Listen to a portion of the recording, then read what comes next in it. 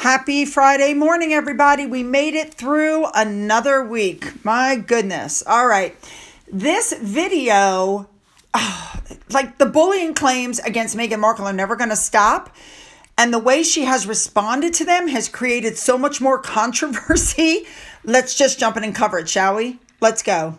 We are all aware that articles have come out since the Hollywood Reporter did their story saying that Meghan Markle was just the best boss ever. She gave them flowers. She gave them food. She gave them care packages. She did everything for them. Remember, she picked the best from the best like you would a garden, and she watered them to watch them grow.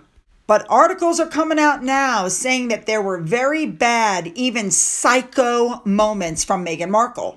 So here's some of the stuff that was reported, and I'm quoting, "I witnessed people being chewed up in person and over the phone and made to feel like, SH star T." The source also added, though, "It was an incredibly fraught time, so I'm inclined to give her the benefit of the doubt. She has herself said that she was suicidal at times." Now, another source who worked with Meghan that, coming up to the wedding, called her a narcissist and said, and again, I'm quoting, "I always thought she was a classic narcissist, and getting her staff to tell a magazine how amazing she is only confirms that in my mind. She is lovely when it is all going her way, but a demon when the worm turns." Well, that's a way to put it. Now, somebody else, a completely different insider, claims, oh my goodness, that, and I'm quoting, "A florist got screamed at down the phone for half an hour because they posted an insignificant detail online about a bouquet they were working on for Meghan. And they have vowed never to work with her again, despite the prestige of having her as a client. If you were working for her, you were treated like a tradesman who could be treated like," and it was the same S word thrown out there. So the Hollywood Reporter came out calling her a dictator in high heels who belittles her staff. Then Us Weekly came out painting Meghan in a more positive light because remember, Ben Browning, who worked for her for like a year, came out and said it was very positive and supportive. Well, if it was positive and supportive, why did you leave? Let's not forget Catherine St. Laurent came out saying, and I'm quoting, "The time I spent working with Harry and Meghan was meaningful to me." And of course, as you heard yesterday, Ashley Hansen, the global press secretary, whose job it is to make them look good, talked about how she got flowers and care packages after she had her surgery. But there is one person who spoke out that made me think, what the heck? Mandana Diani. And one of the things that she talked about when she spoke out was how Meghan Markle went to Uvalde. That's right. She talked about Uvalde being a global crisis and how Meghan went to Texas after the 2022 school shooting. And Meghan met all the families that were touched by the tragedy. Here's what I know about this. Meghan Markle flew on a private jet to Uvalde just a few months after her father had a massive stroke. So 6 hours on a private jet to get there and 6 hours back is my understanding. She walked back and forth in front of some crosses while the cameras, a large camera crew that she brought with her, and photographers, she made sure that all the appropriate pictures were taken, and then she turned and ran for the SUV, and people were saying, well, those photographers weren't with her. Those were just the local photographers that were taking the pictures, and that's what happened. But I want you to watch what happens as she walks off, and that's my Mandana Diani behind her now.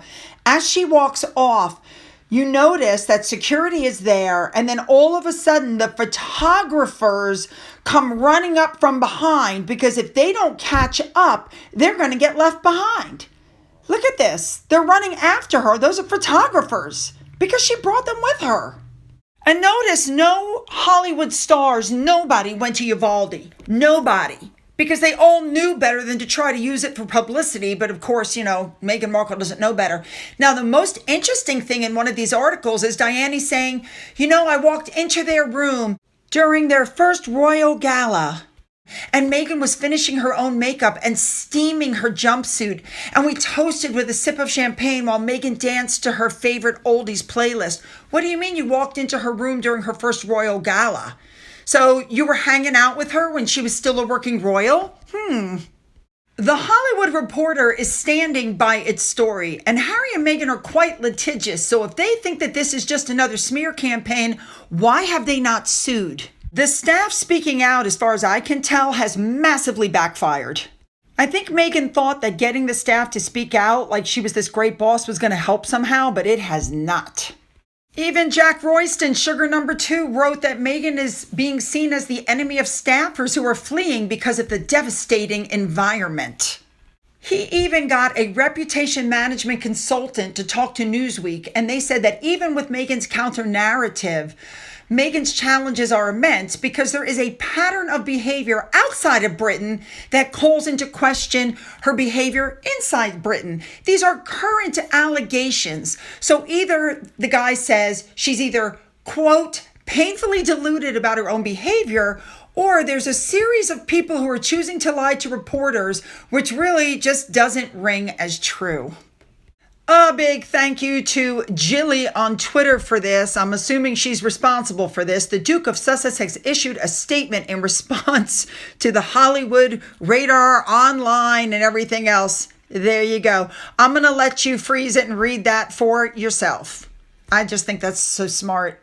Now remember, Meghan likes to do her pap walks, but she always uses backgrid when she does that, okay? So it was a couple of years ago, she went to a hotel. She was the speaker at the Power of Women charity event.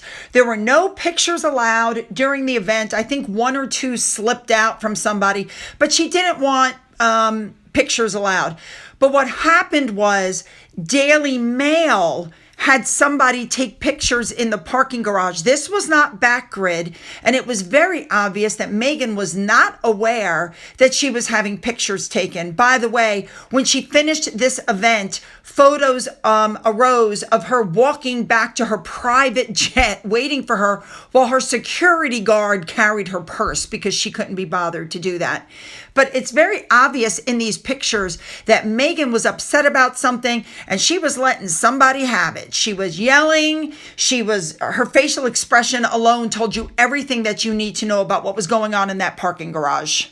Somebody was getting chewed out here. Somebody had done something wrong. She's talking to the girl all the way on the left.